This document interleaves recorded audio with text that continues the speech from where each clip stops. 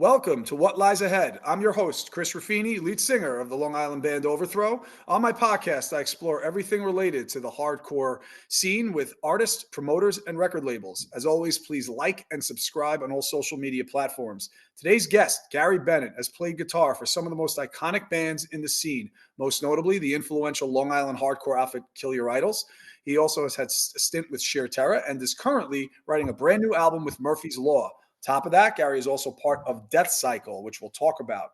Whether he's playing shows or writing new music, Gary has been a force in hardcore for decades. And today he's here to talk about his history in music, the bands he has played with, and what the future holds. Gary, thanks for being on the show, man. Hey, Chris, thank you for having me on the show. And we go way back with Overthrow.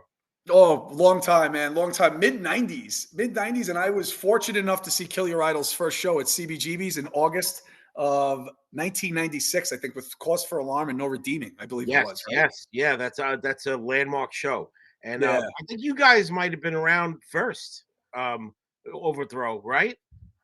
Give or take. Yeah, I think a little bit Maybe before. right around the same time. I don't know. Yeah, a Kind of little bit. feel like you guys were already around because when we started playing, you guys were already playing shows. Mhm. So On because some that we probably didn't belong on in the beginning. Like we played with we got Napalm Death and Sheer we Terror. got shows together like almost immediately when we started playing. So Yeah, you it was know. fun. So I've known you a long time, and what I think, what I feel separates, you guys. Look, you're in a lot of different bands. Well, we're talking Kill Your Idols here. What I think separates you guys in terms of Kill Your Idols above a lot of other people was obviously not only did you write great music, but you guys were probably one of the more genuine, most humble guys in the scene. Like so approachable, no matter how big and no matter what size you got. And before we get started, I do remember we played with you guys at the Black and Blue Bowl 2013, I'm going to say, when Judge Yeah, returned. And 2013, yes. King guys came out and opened up with, I think you opened up with Falling. And I was in the back, and the response was as if like Minor Threat was coming back. Like you guys got such well-deserved. It was you've always get great responses, but that one was just like such an incredible response. It was just so well reserved. It was awesome seeing like everyone jumping off So, the stage and stuff. oh yeah, I remember it. Here's the thing: we've always had a really great following, very loyal following. The people, even in the beginning, uh, like I don't know, maybe I'm a little paranoid, but Andy will share this with me, But at first, when we first started, we weren't really that well liked. Like there was some people that like actively did not, you know, like what we were doing. I don't know why. I'm not really sure why, but I maybe it was that we weren't really all that original, maybe or something like that. That I could say. If you see, you could say things about us, but we're definitely not that original. We're just doing what we like to do. You know, we try to be original, but it's hardcore music. So but like we got like Rick that ended up in the casualties. He was in Donald Dick, and that whole crew from out east like really latched onto us. And then like over the years, like our following like really came out for us all the time. Like we always had a really strong. Like it might not have been the largest following, but it was a strong loyal following. Oh And yeah. when we broke up, we went out, we went out like, really well. It was like very emotional going out. And then when we came back, it was like we came home from a war or something. There was, it was banners and balloons and people dressed like Santa Claus, and I don't know, it was crazy. It was crazy stuff. And I have yet to see something like that for a band reunion. I've never seen it quite like that before. I agree with you. It was awesome to watch, and it was like for me, selfishly, like I was cool. It's like all right, I shared the stage with them that night because Mm. that was a landmark show, I thought, and you Yeah, guys that was got a added good on one. kind of at the last minute. You guys got added on like within the last month and a half, and that just even made the show even bigger. I mean, you had Madball and Crown of Thorns and Judge and Indecision, and I Yeah, mean, it that was was a insane. crazy show. Crazy show. It was fun, man. But take it back with you a little bit now, because I know you have a very eclectic background. You're into all different kinds of music, metal. You got some like cool banners in the back with Motorhead, Venom, and all that kind of stuff. So let's talk about your history getting into music. You when did you start getting into music? When did you notice it? What made you pick up a guitar? And then how I did that lead to hardcore? I've always loved music, and there is always a musical instrument around somewhere when I was growing up.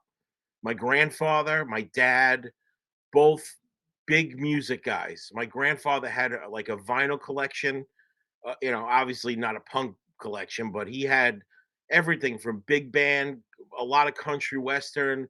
My grandfather liked disco at a time, I mean, at an age where guys his age were not listening to disco or rock and roll. My grandfather was like I think he bought like the first Van Halen record when he was 60. And like, I remember like me and my cousins were kind of like, they go, Poppy just bought a Van Halen record, and like my grandfather heard Van Halen and he heard the big band influence in Van Halen. He heard that and he liked Van Halen because of that. So, like music was just big in my house. And it's funny because like a lot of punk a lot of punk rock is like rebelling against status quo music, but I've always loved all the music I grew up on. Like, I mean, there's some music that I don't like, and maybe it was really popular and I thought people were silly for liking it or whatever. And maybe you could say I rebelled against that. But I grew up on, rock and roll and disco music, and I loved all that music, and I still love all that music. And when I was about 11, breakdancing started happening. Mhm. And I got really into, like, I wanted to learn to break dance, but I got really into hip hop and was like all the early stuff, like you know, Africa Bambaataa, Run DMC, Grandmaster Flash, like that era, like the era of hip hop where it was still kind of like disco a little bit. You know what I mean? That's Mhm. when I got into it. I always was into rock music, but I always had a guitar laying around with like one or two strings on it. I played the keyboard because my grandfather played guitar and keyboard. But finally I got into, I think Ozzy put out a new record. Maybe it was like, might have been like Diary of a Madman. I think I really got into Ozzy and Maiden and stuff like that. And I just started really getting into guitar music. So, and it was funny because I was learning how to like DJ on two turntables and everything like that. My dad was the one with the two turntables and the mixer.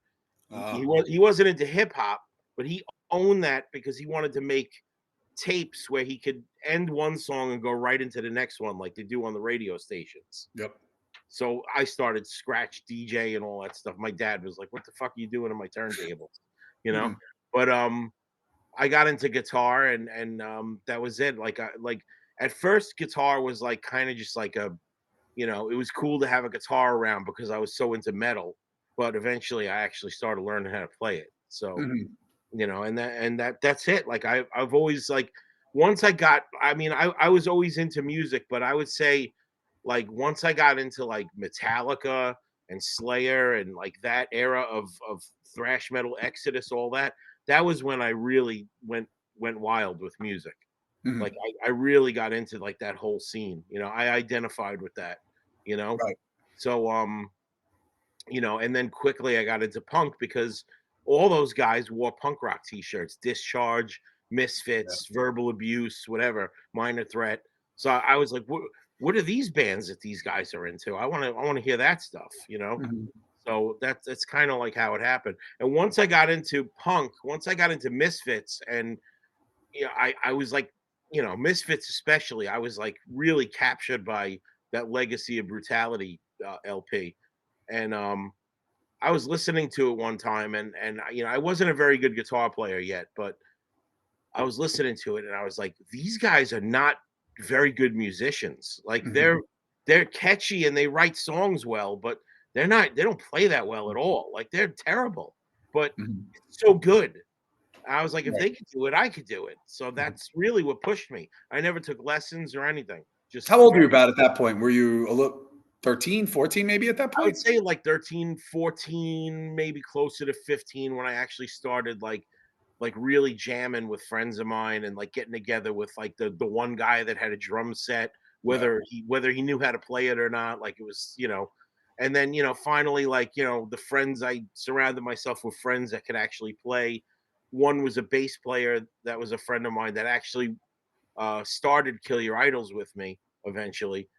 We kind of like learned how to play together. Like, I already knew a little bit how to play. He used to just come to practice and jump around and hit whatever notes. And then Mhm. finally I was like, hey, you got to learn how to play this thing. So like we just got together a lot, and he learned, but I also was getting better and better from hanging out with him, and we just played all the time. So, his name was John, but Right. and he's on the first 12-inch. He's on the demo, and long story He with played that. that first CB show we were talking about, probably, right? Yeah, his name was Yeah. John Right. Leonardi, and Right. he didn't stay with the band, and that was a big disappointment for me because we kind of grew together with Yeah. in music. But at the least, he got to play some shows, and he got to release a couple of things, that he could say he played on. So I guess that's cool. Yeah. But you When know, so you're like, all right, so you're like, let's figure 15 years old. Do you ever take you playing guitar into metal? You're starting to get into punk, hardcore. Do you remember your first hardcore show at that point? My first real official hardcore show was like, because there was a couple of shows where hardcore bands opened for thrash metal bands, Hmm. but they were more metal shows. I mean, there Yeah. was hardcore people there, but it was my first real official hardcore show, and I went by myself, by the way, Hmm. was it was Youth of Today, Gorilla Biscuits, and Bold, and some local openers. I don't remember who. It might have been. I'm almost 52, so some stuff kind of blends Yeah. together. Might have been Under Pressure, who was like a local hardcore band at the time. They might have played that show, but I don't remember. Uh, but I do remember showing up with long hair, and I had like bleached out jeans with like razor cuts on them, and Mhm. I had like a Ludacris shirt on and a flat. Like I definitely like was still very much like a metal looking guy, and Uh-huh. I remember I was wearing. The reason I remember how I was dressed is because when I got there, it was all kids with shaved heads and like straight edge looking guys and stuff, and I was like really like the odd man out. Probably the only person that looked like me at that show was probably Ron, because Ron's Oh. always looked the way he did. I'm sure he was there. I didn't know him yet, but I'm sure he was there. I remember seeing him around, and when I finally met him, I was like, "You're that guy that always has a hair in his face. It shows."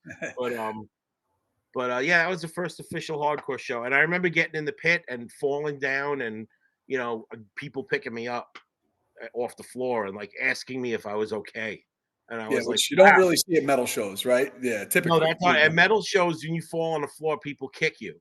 Yeah. Back then, not anymore. Yeah. Nowadays, people, I think that sense of community in the hardcore scene kind of reached the metal scene somehow. Yeah, The, I would agree with that, you know? the two genres, I mean, they crossed over then, but the crossover now is just, it's worldwide. I Yeah. mean, hardcore has such an influence on not just metal or but like really lots of different kinds of music. Yeah. Yeah. So, you know, but So yeah, from that there, you obviously you go to that. That's an amazing, amazing first show. I'm sure then it built from there, right? And it's like, all right, I'm gonna be doing this every weekend. yeah. So we talked in '96, Kill Your Idols formed, but how did that start? So how did you get to know Andy and obviously John, the bassist you were talking about, who you were kind of your partner in crime for a little while that you were playing with. So and then you had Dave Oster, who now is Dimitri Oster, who was our drummer in Overthrow 2. You guys Yeah, had him yeah, yeah, before he yeah. went off. Yeah. So how did you guys form Kill Your Idols, and what made it like, all right, we're going to do this aggressive punk hardcore in your face kind of So deal? before I dive into that, I just want to say before I forget, because Dave often gets overlooked in interviews when we talk. But I need to say here and now, and I hope I remember to say this in other interviews, that um, even though Ron was our first drummer, Dave Oster brought us to the next level. He really did. Like, and um, we wanted a certain sound, and Dave was instrumental in getting us that sound. I don't remember if he quit or if we kicked him out to get somebody different. I don't He remember was going exactly. to college. That's He was because going to he college. was That's going right. off. He was going to college, and that's where we needed a drummer. And then you guys just did your thing. I'm glad that's the reason why he Yeah, left and not that, because yeah, I can't imagine that we would have kicked him out because we got along too well with him, you know. But yeah. but he brought us to that level. He recorded that demo with us at CB's, CB's and demo. Yeah. he was, you know, like Ron, like, you know, allowed us to write music, but Ron wasn't good enough to really play too many shows with. Like Ron didn't have a lot of stamina, you know. Mhm. And Dave was able to, you know, Dave had like that GBH drumming style that we were Yes. looking for, and that's where you know that's where it all started with him. But so props to Dave Oster, and I hope he hears this. Yeah. But how we started was I was in Big Sniff, and That's right. Yes. Sorry. Big That's right. Sniff was playing early shows at like the Angle and in Mineola. That used to be Hotel Leningrad, and Hmm. eventually we played like the skate parks in the skate park in Northport. So you know we played around and we released a 7-inch on Mintone, and the guy who put the 7-inch out on Mintone, his name was Vinny, Big Vinny. He he said to me, this was after Big Sniff broke up. He said to me, "You got to meet my friend Andy because he's starting a band." So, and I met Andy at a Big Sniff show. I was introduced to him, and then I met Andy again. I remember meeting you at that show, and Andy had never sang in a band before. He was messing around with some other people, like the you know were messing around doing stuff, but he hadn't really like sang in a band like on stage or anything. And we started, you know, I met we had like a three-way phone call. It was Big Vinny, me, and Andy, and then we got Ron on the phone call, and Ron became our drummer, and we talked about what we were, you know, what kind of music we wanted to play. And at that point in time, when I started Kill Your Idols with Andy, I had been in Clockwise playing bass, Hmm. and I ended up not in Clockwise anymore, I think. And I was kind of like at a crux in my life where I was like, maybe I should just, you know, get a job and start taking life seriously, you know, and Hmm. like that kind of stuff. And I did have a union job, and or you know, I was working on getting one or something like that. And I was just like, but I need to play guitar, so you know, I'll start a band. It'll be bowling night for us, and it'll be fun, and you know, we'll play old school hardcore. And I was kind of just, you know, at that point in time, nobody was playing hardcore like that. Like it was a lot of That's true. like like post hardcore kind of stuff. Hmm. And I was like, nobody will like what we're doing, but we'll have fun, you know. And that's literally how it started with no pressure. Like, you know, we got together once a week and I went on tour with Serpico, Mike D, who Mike D and I have always been in the loop somehow in this journey. But Mike D left Serpico and I joined to go on tour with them and I did a 7-inch with them. But on that tour, I remember listening to the Kill Your Idols demo that we just made and you know and saying to myself, when I get back from this tour, I'm gonna focus heavily on this because Hmm. I wasn't really focusing that heavily on it at that point. Okay.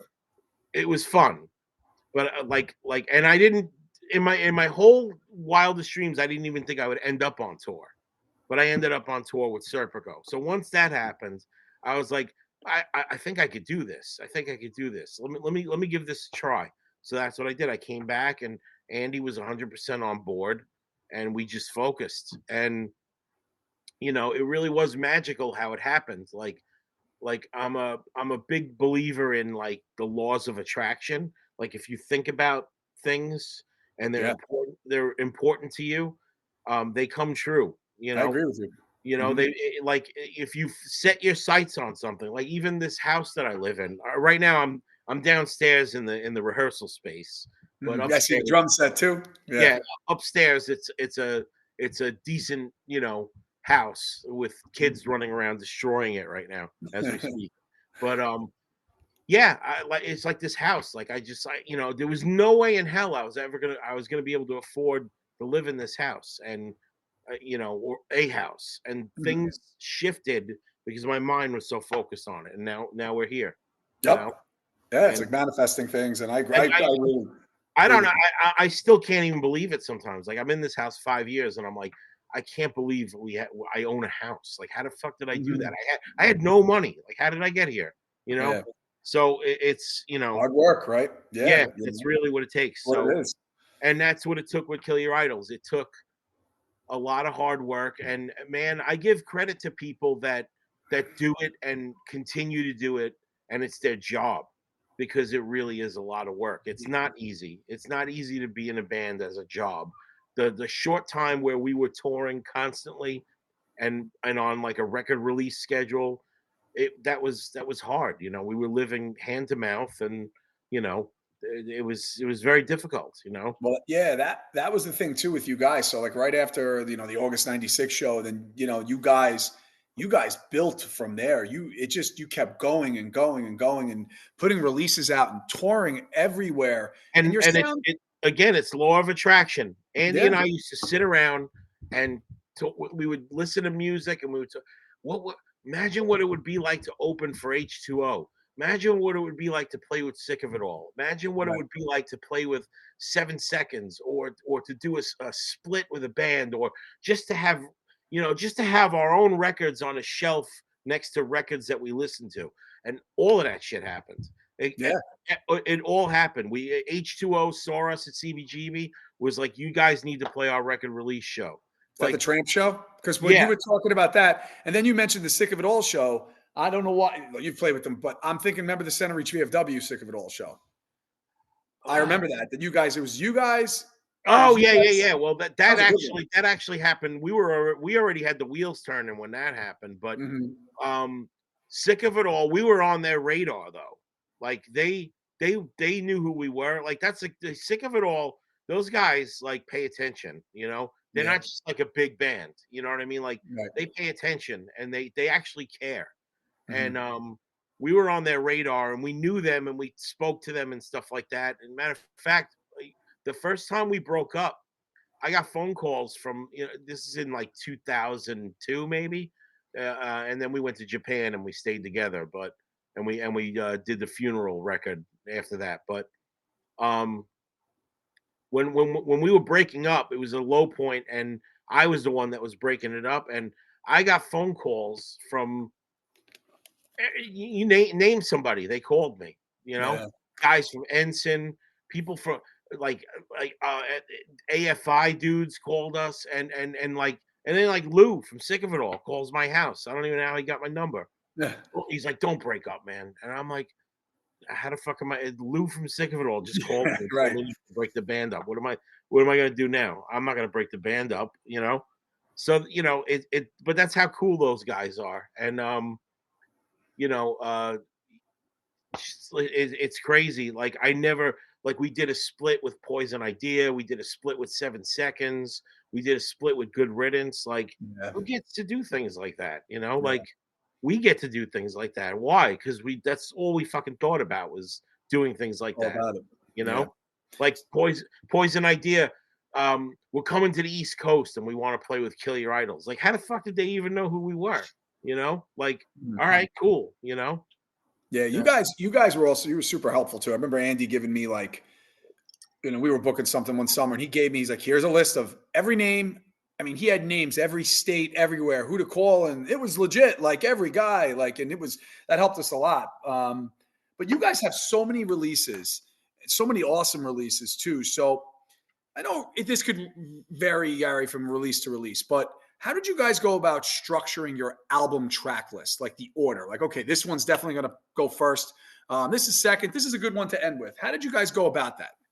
I feel like we get a sense for that, like while we were writing, Hmm. like what like and by the time we get into the studio, we kind of know which ones are the best ones.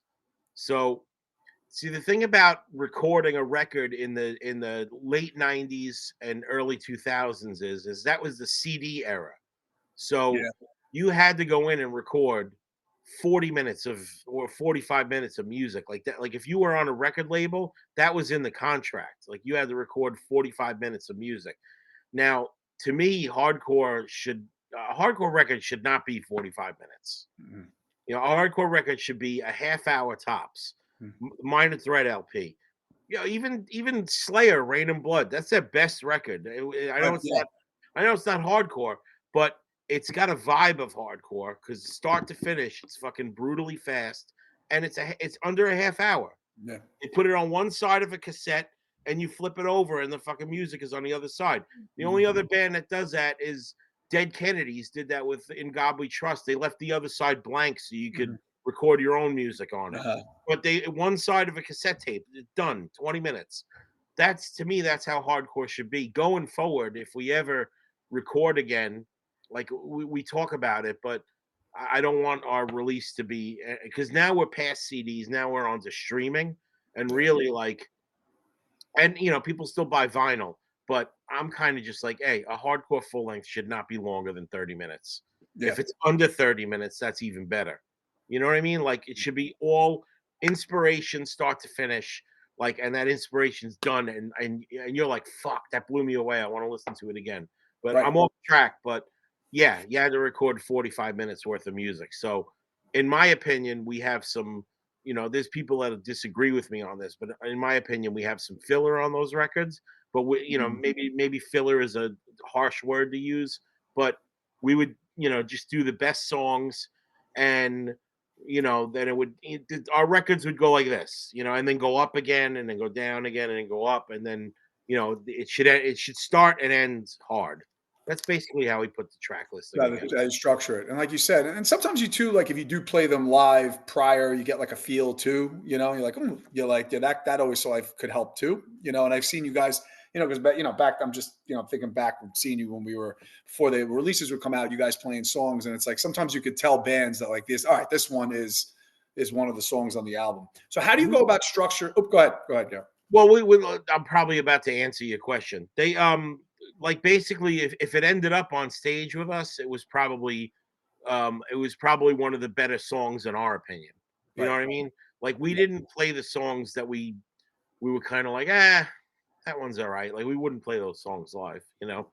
So That leads like right into the next part. So how did you guys go about structuring your set list? Because you now have, I mean, back then, but even now, you know, you have a, you know, by the time this comes out, you're gonna have, you know, you're gonna have that Long Island show done. You have stuff coming up in Europe in a little bit too, which was cool. That was two just announced. shows, two Slapshot, shows. right? So how do you guys structure your set list now? Because you have a vast catalog, right? So you try to throw Yes, in all the hits, kind of, because you guys have a lot of songs that people are into. we How does that try go? to we try to keep it to mostly the hits, if you will, Mhm. and we try to throw like, you know, like an obscure one in, like one that or one that, you know, people ask for, like, you know, we get messaged a lot, like, hey, what next time you play, you should play this or whatever. But yeah, it's difficult because Andy doesn't live in New York with us; he lives in Florida, so he doesn't get to rehearse with us. So most of the time we play. Unfortunately, we kind of have to keep it pretty standard. We'll throw some curveballs in, you know, but it's only something that Andy will be comfortable singing, Okay. you know, without a whole lot of practice. I thought you Sometimes, guys though had a nice set for the Judge show at AMH in November. I thought that there was. I thought, you know, it's the songs that you want to hear, but I well, thought you yeah, threw some stuff in those. there I too. mean, That was pretty cool here. You the know. cool thing is we've played those songs so many times in our lives that, you know, we could practice once and go up and play that stuff, you know. And Yeah. Andy doesn't, you know, he doesn't need much practice to do the standard songs. Like they're embedded in his head. But like if we have a song that we're not too sure about, like I know like we played one of the when we did the Vinny tribute shows, um, we did "I Told You So" from the split 7-inch with Good Riddance, Oh. and Andy hadn't practiced that one with us probably since we were like a fully Wow. operational Mhm. touring machine. So, but he came here a day early, and you know, I just sat in the living room and played it on acoustic, and he went That's how along. you did it. That's how he went up on stage with it. He doesn't prefer to do it that way though. He likes to be in the room with all of us. You In know, rehearsing. I But it's don't blame him. difficult with the That's proximity. yeah. Yeah, it's hard. So, I have a couple different set songs here for you. What are your favorite songs to play? My favorite songs to play, Falling is a good one. We always open with that one. It's a great one to open up with. Um, And by the way, like I said, every time I think of that song, even though I've been seeing you guys for years, I think of what I saw from my view from Black and Blue at Webster Hall that night. yeah, Like, that's just what I envision every time I hear that song. Like, that's a great one to open with. I think we played that right out of the intro that we had rolling over the Yeah. PA. Mhm. So typically we play the intro from Companionship and we go into Falling. Mhm. That's something we do a lot. It's sort of like a fake out, but it's everybody knows we do it now, so it's not really a fake out anymore.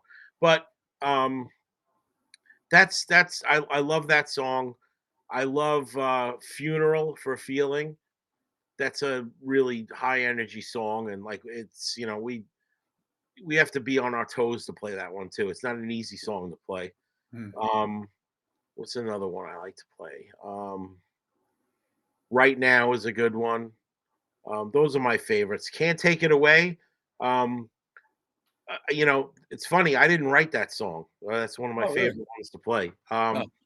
Oh, This guy John Abarno, that was one of our first second guitar players. He wrote that song. He oh, wrote most of it. I was the one that came up with the da da da da. uh-huh. That was my For the idea, most but part. Mhm. rest of the song is all him. So Okay. What songs you'd wish you'd play more? I wish we would play Stuck in a Rut. That's a favorite of mine, and a lot of people write and want to play that song. Um, it's one of the songs we recorded that we didn't really practice that one with Andy when we wrote it. Like Andy was writing lyrics as we were writing the record, and when we got to the studio to record that one, we still didn't have lyrics for it yet. So we finished the lyrics in the studio, and Andy sang that one line by line, Uh-huh. and you can tell because it's a really fast song.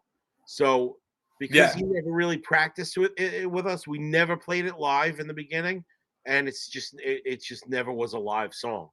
So we would like to do it, and he would like to do it too. But again, he needs to rehearse with us in order to do that one. In order to do that. And I Yeah. don't blame him. Like sitting in a car singing a song like that, Yeah, that trying to makes sense. it's not the same, especially since you know, we have a different drummer than when we wrote that song. So the dynamic of it will be totally different. Mhm. It's a, but I wish we would play that one more. Um, I wish we would play Remain more. We're actually working on Remain to bring it back into the set. We don't have it ready for this show though. It sounds good, but it's not quite ready yet. Um, I'm not even me playing it. Like Yeah, I have to yeah, yeah. adjust. I have to adjust my whole sound to be able to play that one the right way. And Mhm. it takes a little effort. Um, what's another good one? Is The Shortest Dream I Ever Had. I wish we would play that one more.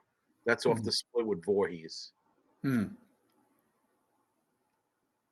Yeah, there's a bunch. It's right. And when you get off, you're probably like, oh, I wouldn't this one, that one. Because you guys, like I said, have a lot of material. Do you ever look at the streaming aspect of it now? Because that's like something new for you and I, like honestly, where we're playing now, where you look and you could look on Spotify for artists, you just see like, oh, look at this song streaming a lot. Yes, Or I you know, I can't believe Can't Take It Away has like way over 1 million streams. yeah. That's crazy. You Mhm. know, that's like that's like it's like selling 1 million records. Yeah, that's Except crazy. except you're not getting paid really well for it. I haven't seen anything from that. Like I don't know. We used to get royalty checks. I don't know what happened. They don't come anymore. I don't even care. Like I imagine they wouldn't be life changing checks. They used to be like, oh wow, I can take my wife out to dinner with this, or something Mhm. like that. Like I would love to just get a check in the mail for like $25 and like, oh, you know what I mean? Just to just because it's supposed to happen. It doesn't Yeah. happen anymore. I don't No. know why. I'm too There's busy to look into it. Especially Um, with the streaming piece of it, it's well, like, yeah, yeah, it's all about merch, like, that's how you guys are it's like when you do go out, your vinyl merch, all those kind of things. yeah. Yeah. So, I guess we'll take a shift over a little bit to, you have a lot of other projects too. I wanna talk Deathcycle. I definitely wanna bring up 64 actually, let's bring up 64 because that band was a short-lived band. We played Yeah. together at the Wild Fest, I think Wild Fest 4. Yeah. And you guys played out a little bit. That band was really, really good, Thank So I you. just want to briefly talk about that a little bit. That was it was like, I remember being melodic punk. The singer was good. You guys had a really good sound. So big 64 was me and Mark, that was the singer of In Your Face from back in the day. And Mhm. Mark and I did Big Sniff together, which is my first real band. And so Mark and I have a history. Mark and I also did a band called John Henry, which Oh, I was remember with him. Ernie from Token Entry. Black Train Jack was our drummer, Mhm. and this guy Joe was our bassist. And excuse me, I got John Henry going with those guys shortly before Kill Your Idols really started to take off. Um, and I ended up not playing with them, and they replaced me with somebody. But Mark and I have always had a history, and actually, the unfortunate thing about 64 is Mark and I have been working on 64 and talking about 64 since like back when I was like back in the early phases of Black Anvil, which is a band that I Mhm. started with members of Kill Your Idols, Oh. a black metal band. And while I was in the like even before Kill Your Idols got back together, Mark and I were talking about this project. And I was a meter reader and I would be walking around all day. And I remember I'd be on my flip phone talking to Mark all day about getting together. And we would send each other music, and it was all drum machine and just me and him sending stuff back and forth. And finally we got 64 going with John LaFada and Scott Martin, who were both in Mind Over Matter together. Mhm. And Hugo was our second guitar player, Hugo Fitzgerald Yep. from On the Rise and Take My Chances. And it was cool. The recording, the 7-inch we did, I think is really good. And it's I don't know, COVID happened, and I don't want to go into why we really broke up, but COVID was a big part of it because we just Yeah. stopped getting together, and stuff fell apart. And I don't know, it just kind of fell apart. It was really disappointing to me. Number one, because I have like 307 inches in my garage, like not being sold. And Uh, and number two, because I really do love the 7-inch. it's very Anthony good. It's Corallo, really good. yeah, Anthony Corallo recorded it, and it's got a great sound, and I wish we could have done more with it. But Mark and I are still close friends, and we talk often. And I remember when we stopped doing 64, he's like, I know you're probably really mad at me. Like he's like, what would I have to do to get you to play with me or write music with me ever again? I said two things. I said, you write all the music and I'll just play whatever it is you want me to play. And I said, and you figure out who else is gonna play in the band. I'll just play guitar. Mhm. I said, that's one. Number two, maybe one day we'll do a big sniff reunion. That'll be cool. Oh, that'd be really cool. So Mark is doing Moat Fancy, and he's working on another project that he's doing. And Moat Fancy's, got stuff up on Bandcamp, and they're playing out. I think Mark is a genius. Mark is a songwriting genius. I loved In Your Face, especially the 7-inch. I love the Arsons. Um, it's unfortunate that John Henry didn't go far, because also anything Mark is involved with is very catchy. He's a Mhm. great songwriter on his own. He could write pop songs and be a millionaire. It really is Mhm. crazy that he's not doing that, because he is a genius. But um, we might get together and do a big sniff show Oh, that'd be great. for That'd be fun, cool. for Yeah. no Yeah. no other reason than just to That's have what fun. it's about, right? I Yeah. I don't care about like, oh, we're back or anything like that. It's just Fun. it- Just having fun. play for fun. Play for fun because we're still friends and we still talk and we still hang out, and Cool. there's no we're musicians, so let's do something. Right. What about Deathcycle? You have that going along on too. So me and Ron and Mike D and John LaFata again, and Paul that was in Kill Your Idols also. Um, we get shows every now and then, and we get together, practice, and play shows. We do have music written. Life being what it is, it's difficult to get together and make it really happen. We do Yep. have songs written though, and mostly music. Ron's, I'm sure, got plenty of lyrics. He just doesn't have them like worked into the songs really, or he may, and we just haven't gotten together. I'm not really sure, but you know, it's so busy, like it's and it's kind of like I just one day I just want to like take some time and just be like, we're going in the studio and we're gonna record these fucking songs. Yeah. And Yeah. I don't care if they're not finished yet. We're gonna Right. finish them in the studio. You know why? Because sometimes when you put fire under our asses, that's when we are at our best, actually. Hmm. You know? So Hmm. we'll see what happens with that. I mean, we're great friends and we love playing together. Like if we never release another new song ever again, we'll play shows and have fun. So And that's what yeah. it's about, right? So yeah, for sure. So Murphy's Law, right? Are you, before we get into the new Murphy's Law record, are you going on the AF tour with them? No, but Yeah. I'm going to take this opportunity to advertise what they are doing because Mhm. I've become really really great friends with these guys, and I really do enjoy playing with them a great deal. Um, I I've I am recording stuff like they have been recording a record since before I actually joined, Okay. and um, I did join. I would have to say I'm what you would call a bullpen member. Okay, so like whoever could go out and play the shows is who goes.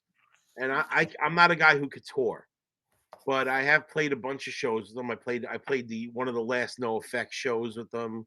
Oh, I've done some really cool stuff with that's Murphy's cool. Law since I joined. I really do love those guys, and I have a really great time with them. And playing with Murphy's Law is one of those things. Like we talked about the law of attraction again earlier.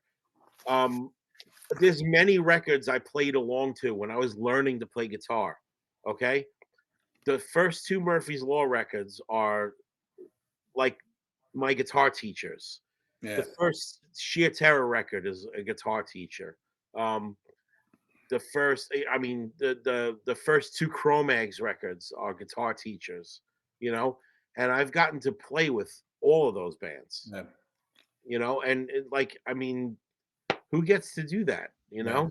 I got to do that. Like, if I'm not famous, I'm not rich for music, but I've gotten to play in Cro-Mags with Mackie and John Joseph and Yeah. AJ Novello from Leeway. Leeway was another guitar teacher. You know, I Born to Expire. I would not be rhythmically tight on guitar if it wasn't for that record.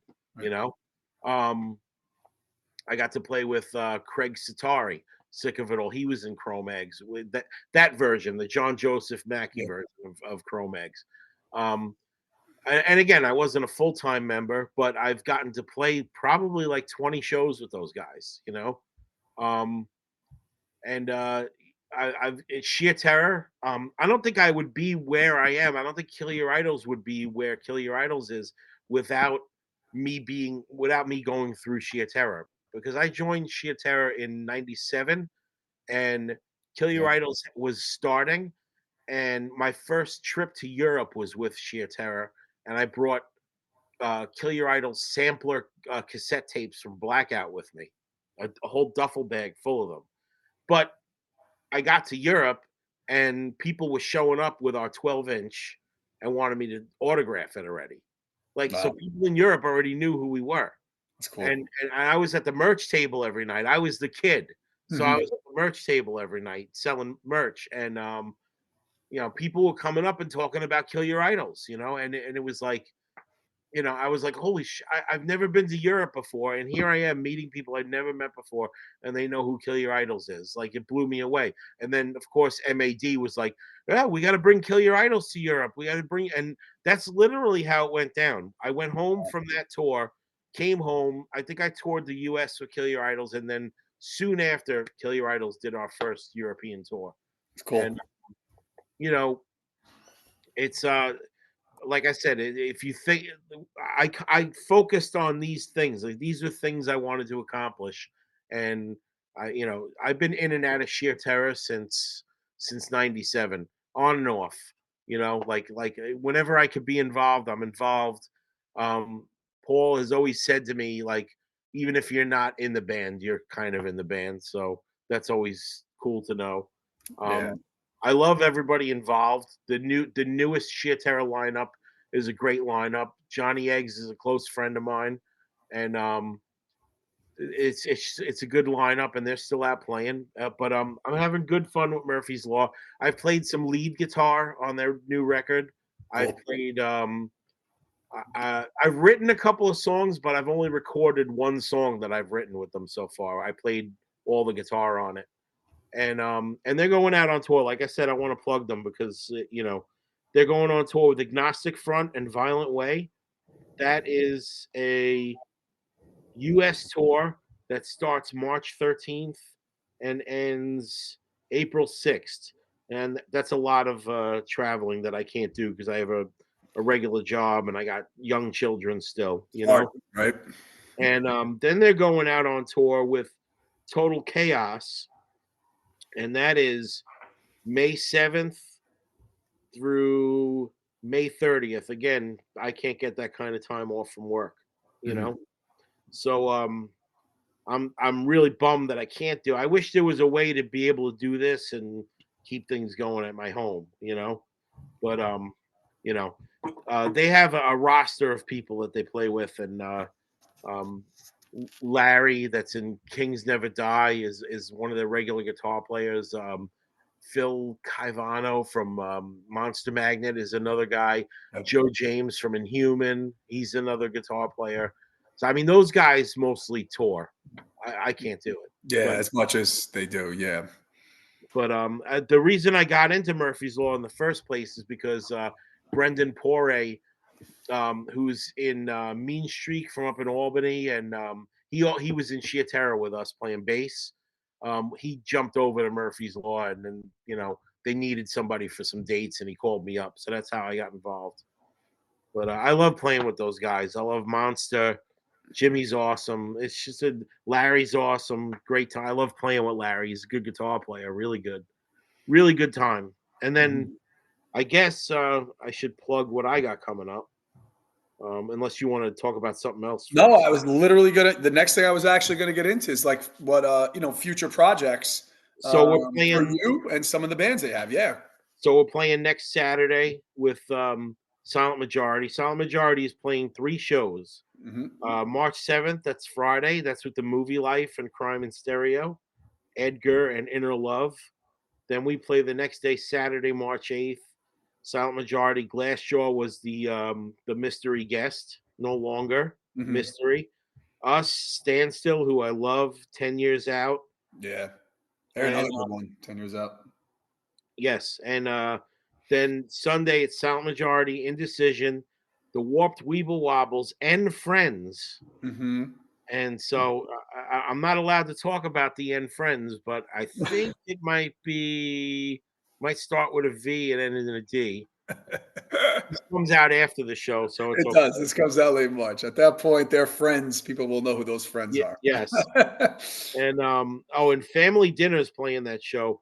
That's a cool band. That's They are. They're good. I like them. they're doing a lot. I'm really psyched for them that they're doing so much because I thought they were great the first time I saw them, and you know, they're great and they deserve whatever's going on.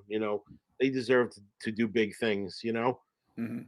But and then Kill Your Idols is going to Europe for 2 whole days because that's about the most we could do, and we're playing the Ain't Like You festival, and that's with like Terra. Slapshot, Chrome Eggs is on that. Marauder, Wisdom in Chains, Battery, Sheer Terror's on that too. I don't know if we're playing the same day as those bands. Is it? That's like a 2 or 3 day thing. We're Mhm. playing on the 13th, and then the next day we play with Slapshot at a place called Culture Work in Germany, and that's on Slapshot's farewell tour. That'll So be fun. we're very excited to play those two shows, and Yeah. and play one last time with Slapshot. We've played with Slapshot before, and we did a cover of Step on It, and a couple of nights in a row in Europe when we played with them, we did like a mixture of Kill Your Idols and Slapshot playing that song together. It was pretty That's cool. cool. That's Yeah, it really was fun. cool. So what I'm gonna yeah, so you have a show's coming up obviously for Kill Your Idols. Possibility of new material. Which look, we talked. It's hard because obviously the proximity of where Andy lives and like how to jam and all that kind of stuff. But Yeah. does that discussion ever come up of maybe we'll do a split, maybe we'll do an EP. So you brought up social media. You brought up streaming earlier, Mhm. and dealing with Spotify and stuff like that. And I wanted to say one thing. This ties into new material. We have a modest presence on Spotify and all of that, but I will say when we finally were able to squeeze out two new songs, and we did a split with Rule Them All. Well, yeah, that was a good one. Yeah, and Flat Spot put that out. Um, that release and the promotional work and the PR that Flat Spot did for us brought our numbers up on Spotify. Like that release, those two songs did more for us than some of our full lengths did. Crazy, It's crazy, like right? numbers jumped, and honestly, now it's been a little while, and the smoke is cleared, and now our numbers are going down again a little bit. So I said, I'm like, we got to get some new music out there. That was good last time, like because now we're on like playlists. Like I'll listen to like I'll put like I'll be listening to like Doctor No or like a band like that on Spotify, and I'll just I'll hit radio, so I get like a mixture of songs for a drive or something. And it's great. Kill Your Idols will come on those Yeah. playlists, And the algorithmic playlist, yeah, for Yeah, sure. so we're Mhm. we're on, and so I mean, some of it is probably my personal algorithm, but I know we're on playlists because people tell me that we are. You are. Yeah. Oh, yeah, you are. Because I've even put stuff on.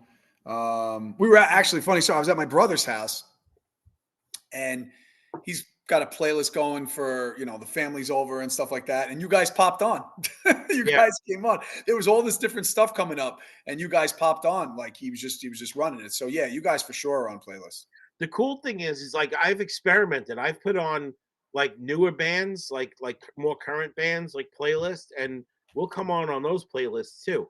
Again, I don't know if it's because of my algorithm, because believe it or not, like it's not like I sit around listening to my own band, but what I do is when we are working on a set list Oh yeah. and somebody doesn't know the song, I'll just go to Spotify and be like, "See, this is how it goes." So the amount of times I listen to Kill Your Idols, just for stuff like that, It is makes it easier, right? It makes it helpful. So yeah. yeah. So, but yeah, we do talk about putting new music out. We're never gonna do, like I said though, a full length of 45 minutes of music. There's no way. I don't even think we have that in us, and I think it should be a short spurt of music, maybe Mhm. 4, 5 songs, 6 songs, boom, 8 songs tops, man. Like the first Circle Jerks record. It Right. starts and then it's over. You know, I like that. But yeah, we do talk about new music, and hopefully we will get something together after Europe. Maybe after Europe we'll get something going. Cool. Concentrate. That's why, like it's like we get show offers that I often have to turn down, and a lot of times I have turned down shows because I was like, you know what, we're going to be writing during that time, and and it's just, I don't know, it never comes together. It Yeah. sucks being an adult, man. You can't do what you want whenever you want to do it.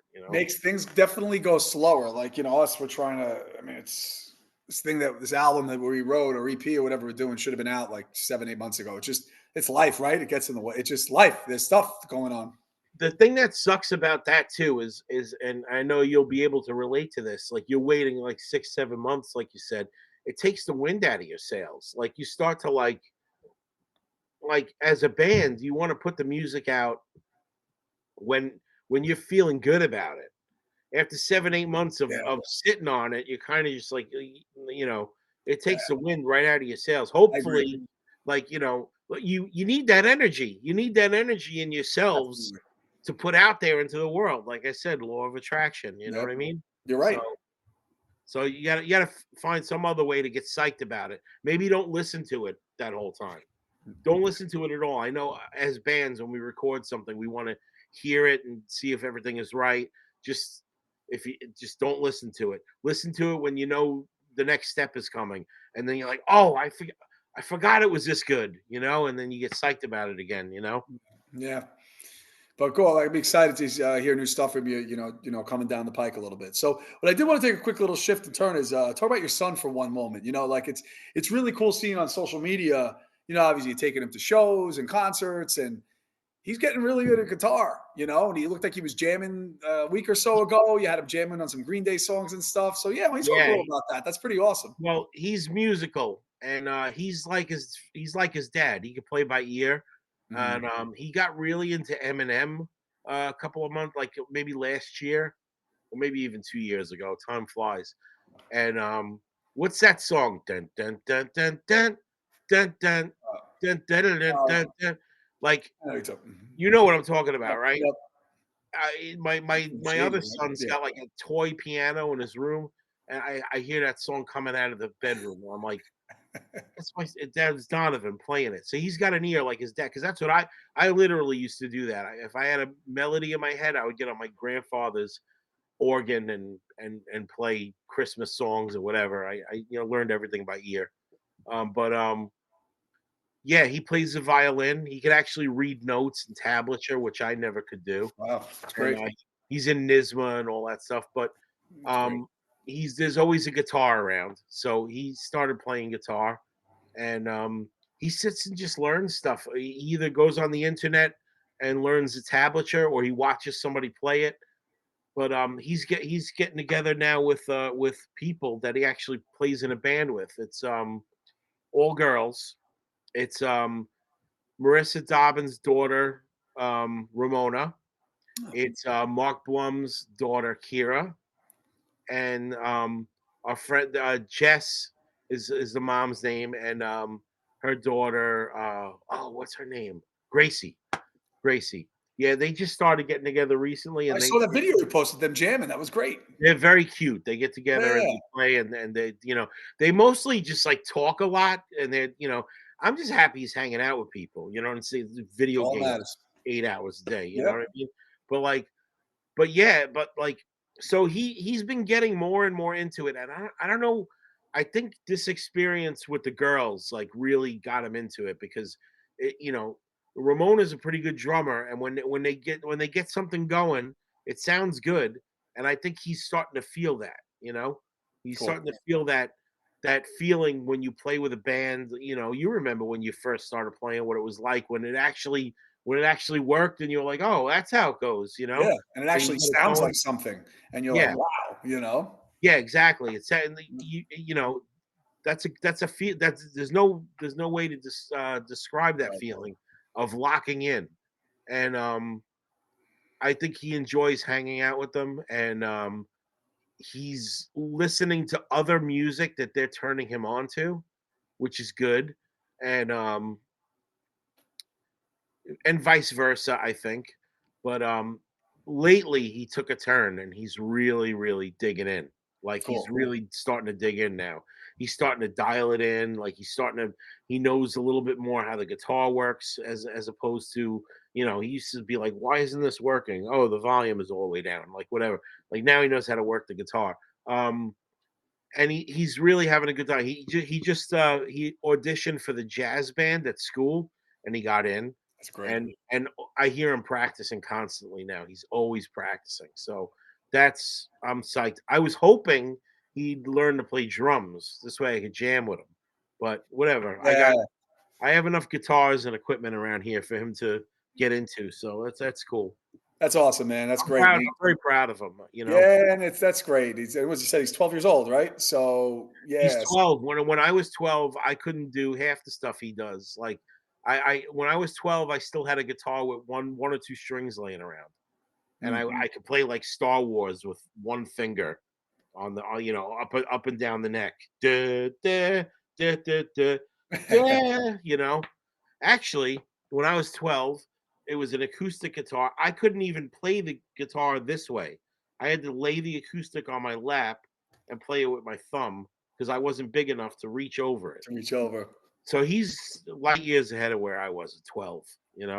That's awesome, man. And it's just going to get better. It's just going to get bigger from there for him, in terms of what he does. One more question here, and then we'll end off with a bunch of questions of first things that come to mind. But what I'd like to end with sometimes is if you go back in time a little bit, and what advice would you give yourself as a 16-year-old? Now it could be musically, personally.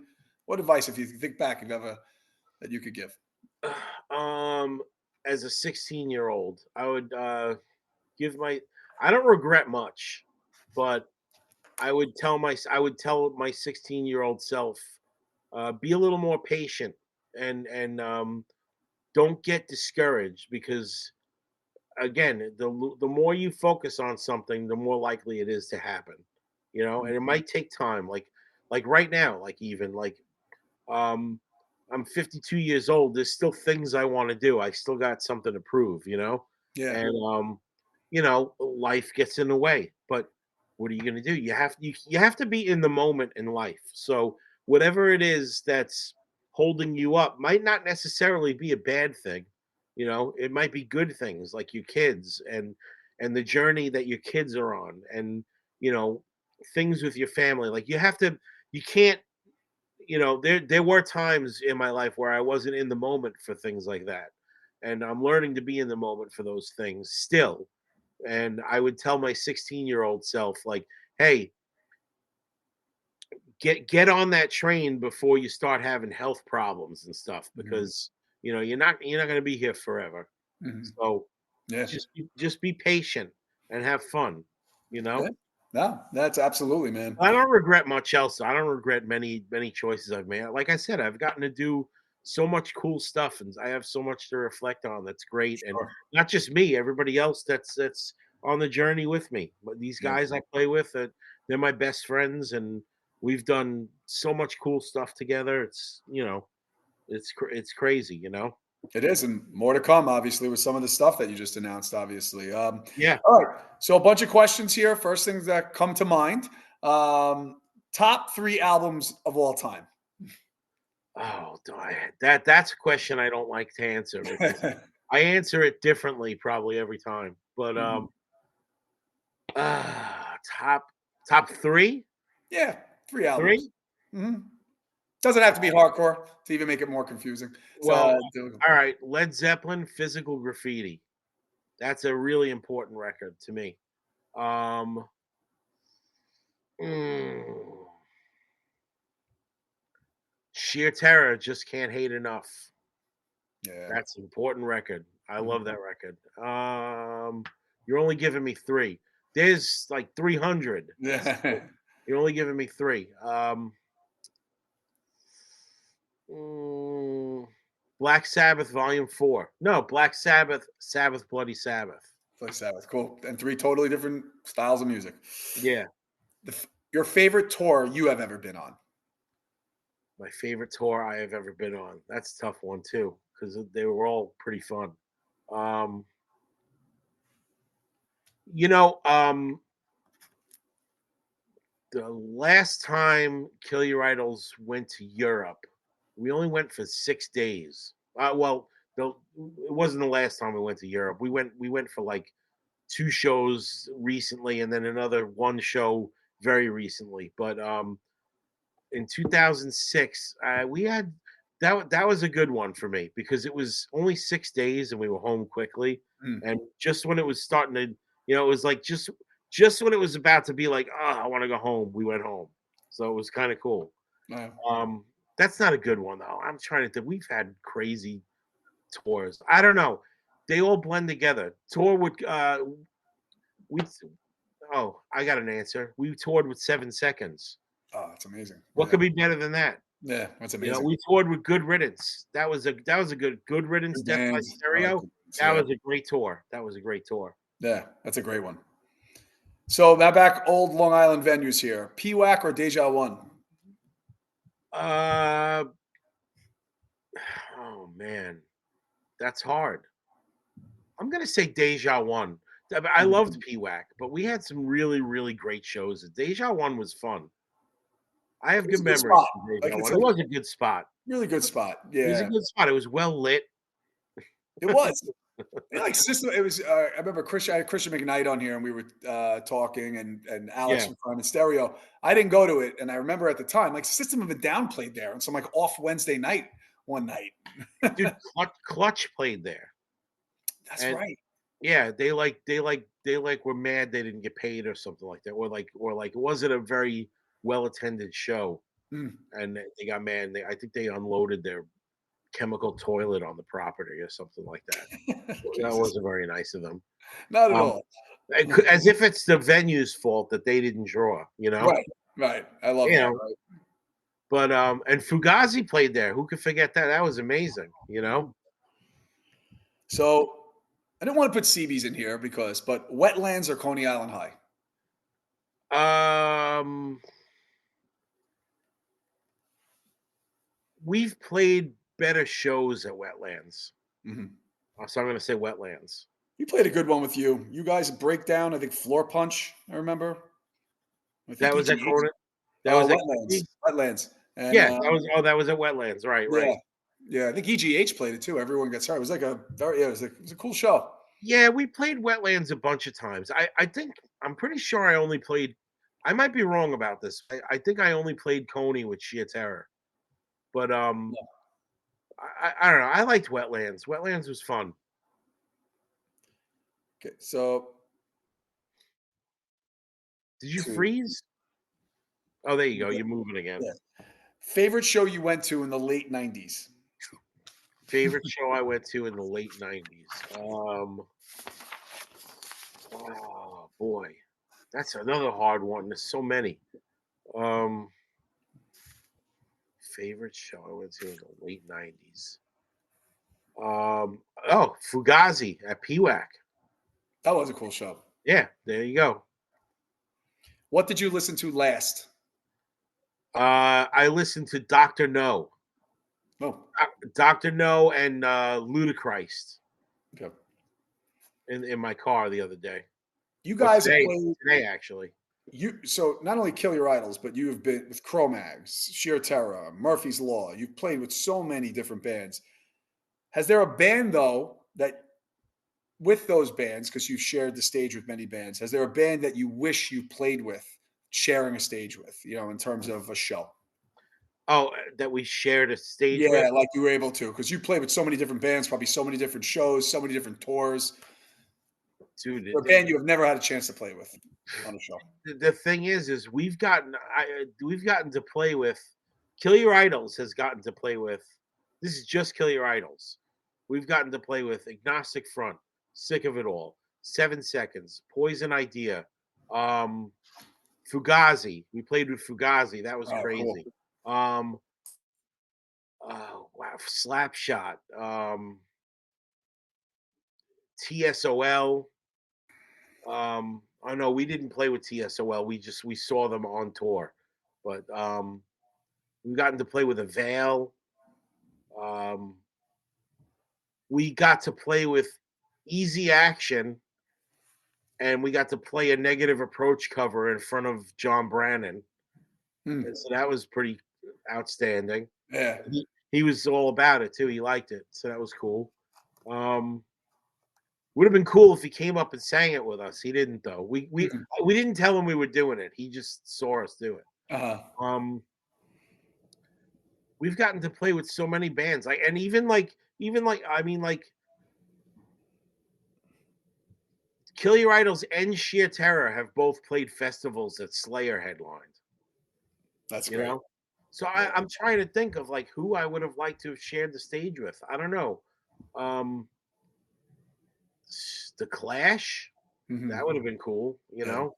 or GBH or and we never got to play with GBH or Exploited. We did play a show where Waddy from Exploited came down to hang out with us the night before Wow. because he liked Kill Your Idols.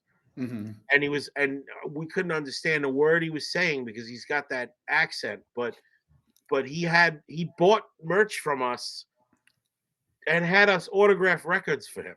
Wow, that's cool. Yeah, that was cool. I wish we'd gotten to play with Exploited though. That's actually better. What you just described, the playing. We've played with Leeway. We've played with, oh my god, I all right, Celtic Frost. Okay. That's a band Right. we never played with. Never None of my bands have ever played with Celtic Frost. Celtic That would be Frost. cool. Hmm. A band that you like that may surprise people, or an artist. Band I like that might surprise people. I happen to like Tori Amos, Hmm. and I've seen her probably 10 or 12 times.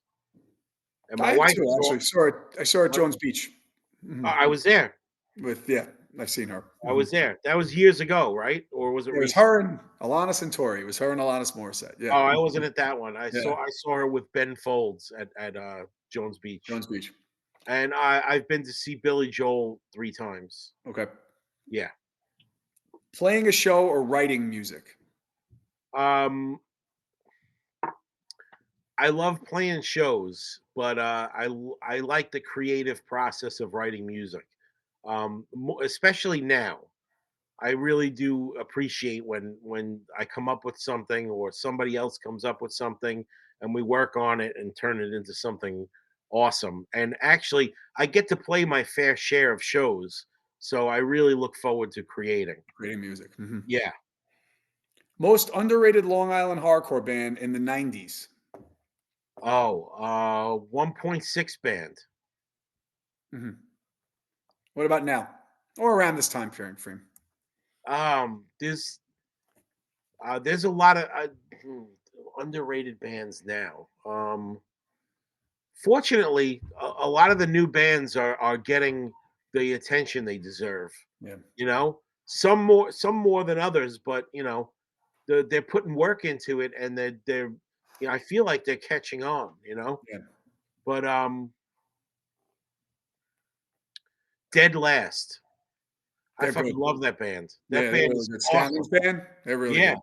Oh my god, that music takes me back. Like that recording takes me. Those recordings take me back to like you know, when I first heard hardcore like that, you Yeah. know, and I'm 52, and you know, I'm very.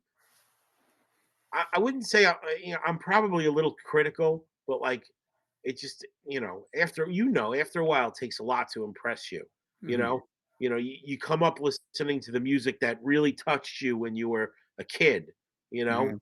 and then later on in life, it's kind of like you know it takes a lot. I listened to Dead Last, and I was like, "Holy shit, this is awesome." They You do, they know? have a great sound. I had Scanlon on here, and we were talking about obviously miles to go, but Yeah, why he started dead last, and but when you hear them, I just envision like I don't know, I hear the Crass, I hear Rest in Peace, I hear the Rest in Pieces. I envision them on the CB stage. Like I just that's how I envision them. They're just exactly. Yes, yeah, exactly. That's exactly what I envisioned. they're Like really good. I'm actually I listen to that and I'm like envious. I'm They're like, really why good. doesn't my band sound like this? You know? So yeah, that's good. They deserve a little more. They don't have enough presence on the internet. Get on that shit, Scanlon. A few more here. We're almost done. I'm going to go to the metal route here. Master of Puppets or Injustice for All? Master of Puppets. Yeah, And Justice for All's a close second though. it's a good one. Yeah. It's a good one. But Master is for me. I think one of their best albums of all I time. Their think best Master of ever. Puppets is the quintessential metal record of all time. Like Agreed. that's you know I was going to take two Kill Your Idols releases and make you pick one, but I'm going to actually do the favorite Kill Your Idols release. from companionship to competition. Okay. Last one. Favorite Murphy's Law record. You kind of hinted at it before we were talking, but Um, most people go with the first album. My favorite Murphy's Law album is Back with a Bong mhm. because a classic. Todd Youth is one of my favorite ever guitar players from New York hardcore. Yeah. And I'm actually like heavily inspired by Todd Youth. I'll never be as good as Todd Youth. Todd Youth is like a rock star to me. Yeah. And I'm fortunate to have gotten to know him before he passed and actually have his number in my phone and just text him stupid shit. You Mhm. know, it was kind of cool. But you know, I kind of gushed when I started talking to him, and rather than be creeped out by it, he was actually quite Cool. he was quite appreciative of it, which was I'm glad because I definitely gushed. At Yeah. some point, I kept my composure, and one night, like right in front of him, I'm like, dude, you don't fucking understand, bro. You don't Mhm. understand, like, you know, like, and it's not just Todd Youth. It's there's a connection there. Kill Your Idol started because mainly when what actually got me to kick Kill Your Idols into gear was Warzone and Cause for Alarm did a split, and Todd Youth plays on that Warzone stuff, and Vinny It's a Value brilliant. plays on that Warzone stuff. Yeah. Big connection there, and that split when that came out was one of the fucking best things I heard in so long. I was like, Mhm. this is good hardcore. Like this is how hardcore should be. Yeah. You know? That you can't fuck with that record. That Cause for Alarm stuff is unbelievable. Mhm. So and the Cause for Alarm stuff had like a lot of like cool guitar solos on it and stuff. And I wasn't much of a lead guitar player back then. And I forced myself to become a lead guitar player because of that split. That's split. I was like, I want to play I want to play fast hardcore and play mean lead guitar too with it, Mhm. you know, and like bands like Final Conflict and you know, Raw Power. That's another band where there's like lead guitar. I wanted to do that, so but yeah, there's a Todd Youth connection there too, and a Vinny Value connection too. Rest Yeah. in peace. Makes You know? right, absolutely. Makes it super, super important. Gary, thank you, man. This was a great conversation, going down memory lane, also talking about your creative process and what's to come. Thank Hang you. here, of course, bud. Hang here. I'm just going to sign us off, then we'll wrap it up after. Thank Okay. you for listening to the What Lies Ahead podcast, which is available on all streaming platforms. Go save the What Lies Ahead podcast playlist on Spotify that features all bands that were on the show. For more information on future episodes, you can go to my Instagram account and follow us at What Lies Ahead _podcast and on Facebook by searching What Lies Ahead podcast. See you on the next episode. Thank you.